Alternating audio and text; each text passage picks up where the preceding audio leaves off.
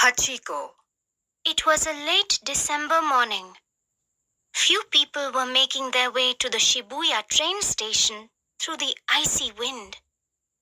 I was helping my grandmother set up the newspaper stall for the day.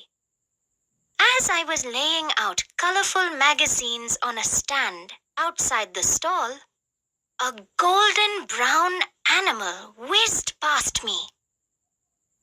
"It is a wolf!" I screamed and dashed behind the magazine stand. "No, Rei-chan. He's just an Akita puppy," said Dr. Ueno, rushing down the pavement to calm me. "Konnichiwa, Dr. Ueno," greeted my grandmother as she stepped out of the newspaper stall and reached out to hold my hand comfortingly. "How are you, Mrs. Daisuke?" Dr. Ueno said, bowing respectfully. "Rei-chan, I hope you had a good holiday in your village," he said, turning to me. I nodded, still crouching. "I'm sorry Hachiko scared you. Come, meet him." Dr. Ueno smiled encouragingly. Dr. Ueno was a professor at the Tokyo Imperial University. He often bought magazines from us. My grandmother had known him for years. I realized he had got himself a pet dog when I was away on my school holidays to visit my parents. "Good morning, Dr. Ueno," I said as I walked up to him slowly. I bent forward and carefully extended my fist to Hachiko in friendship. He licked it quickly and wagged his tail back and forth till his whole body shook. We laughed to see him so happy. "See you soon," said Dr. Ueno as he waved to the three of us and entered the station. He shut the train station's door behind him to keep the cold draft out.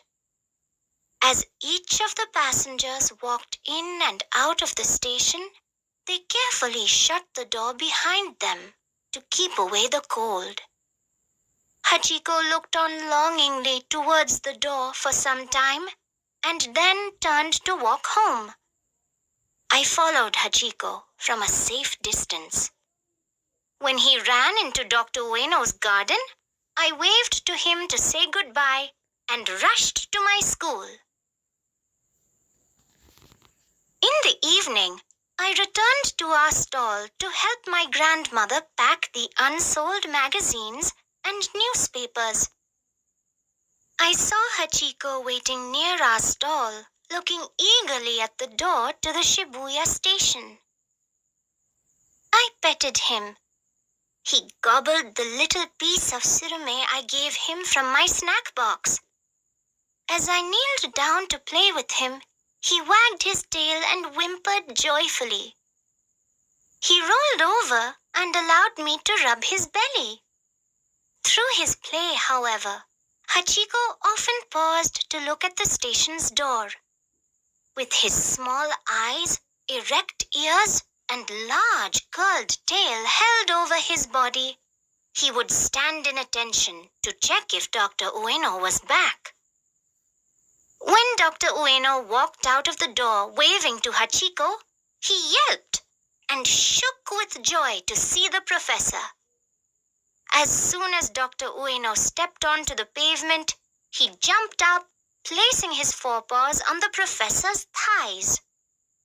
Dr. Ueno hugged his pet eagerly as he nodded to me.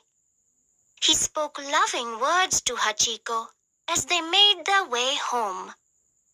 Little did I know that I was going to see this lovely reunion every day for many, many months. Hachiko came every day to see off and receive Dr. Ueno.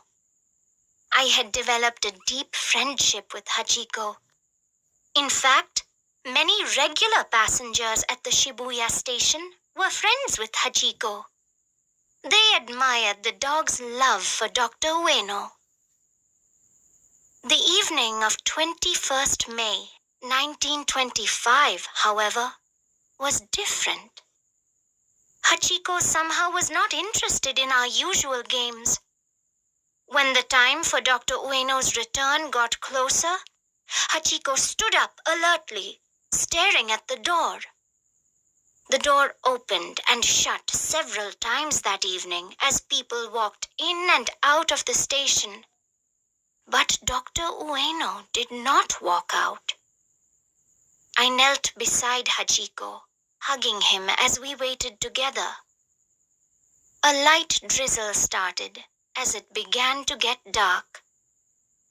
"Rei-chan, it's time to go home," said my grandmother, lowering the shutters of our newspaper stall. "But, Sobo, Dr. Ueno is not back from his work yet," I said worriedly as I let my arms sink into Hachiko's warm coat. "He's probably held up with work, Rei-chan," she said as she shivered a little in the late evening breeze and rain. I could not let my old grandmother walk alone the long distance to our home. As we walked home, we hoped Dr. Ueno would return soon. I thought of Hachiko's eager face often that night. Next day in the morning, I found Hachiko sitting where I had left him the previous night. "Sobo, looks like Hachiko hasn't gone home at all," I told my grandmother and ran ahead to hug Hachiko. He wagged his tail weakly.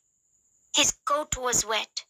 His pleading eyes looked from me to the station door.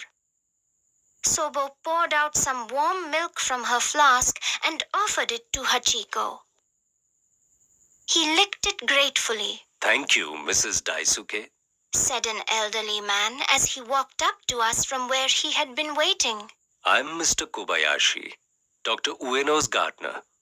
The professor has often spoken to me about you and your lovely granddaughter. I'm sorry to say, Dr. Ueno passed away suddenly at work yesterday. Sobo and I were shocked to hear this news. I've been trying to take Hachiko home since midnight."